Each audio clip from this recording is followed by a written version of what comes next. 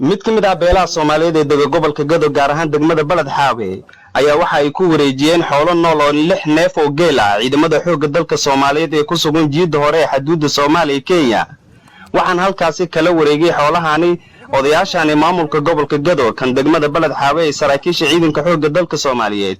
beeshani ayaa sheegtay inay diyaar u yihiin la shaqeynta ciidanka xoogga dalka. ugu horeyntii waxaa goobta ka hadlay odayaasha wadii xoolaha nool oo geel ah.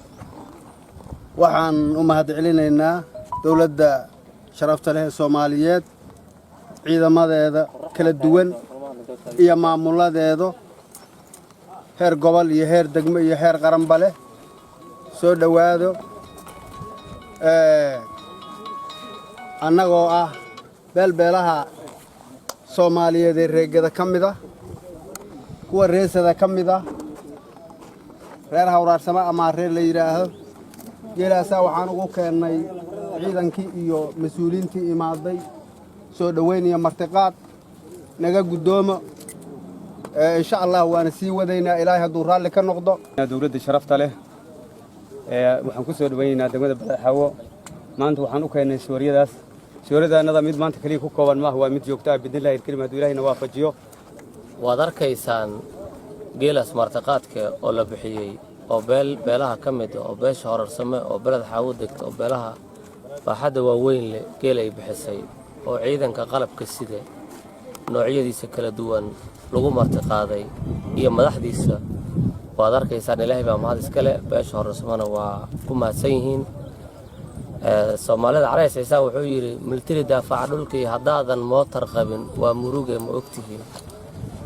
waxaa kale oo yiri calankan siinada leh intuu ii saaran yahay inaydan silac ku jirin saxiix baan bixinayaa.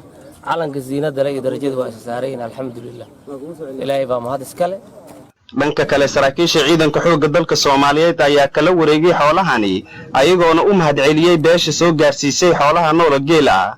gudoomiyaha gobolka iyo dhammaan shacabka reer Gado waa ay ku mahadsan yihiin gaaritaanka inay la soo gaareen geelaas.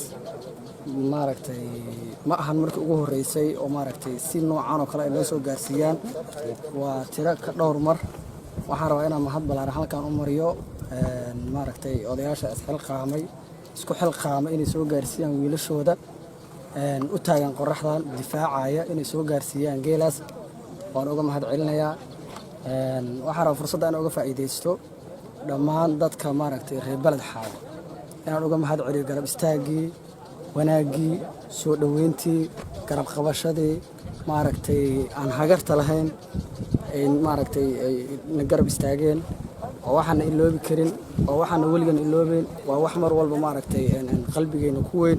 waan u mahad celinaynaa beesha hawraarsame maan reer geela ay martiqaadka u keentay ciidamada qalabka sida ee kala duwan ee Balad Xaawe ku sugan.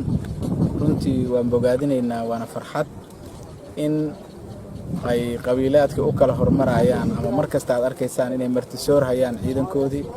gabagabadii waxaa goobtaasi ka hadlay gudoomiye ku-xigeenka koowaad ee gobolka Gado ahna madaxa amniga iyo siyaasadda gobolka mudane Cusmaan Nuux Xaaji Macalimow waxaana ugu baaqay dhammaan beelaha dega gobolka Gado inay garab istaagaan ciidanka xoogga dalka Soomaaliyeed ee ku sugan xuduudaha.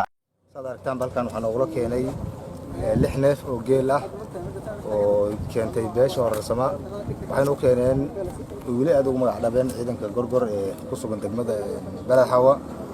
حقيقي مرتقات كان للا قرب تاجين عيدن كحوق دلك الصوماليات ساعات كستبا وأرن أد ودي رجلنا عيدن كيو دولة الصوماليات با إن شاء الله تعالى شعب كان دجانا ذا كسبون قبل كجدا وساعات كستبا قرب تاجن معن كل هذا عيدن حوق دلك الصوماليات أيجنا حيهل دونا حقوقه دي دولة كيل دونان أيجنا سبح دي دولة وقرب تاجي دونتا. عبد النور شبلي حسن عبد النور شكل ورباهين تقرنكا degmada Balad Xaawe ee gobolka Gado.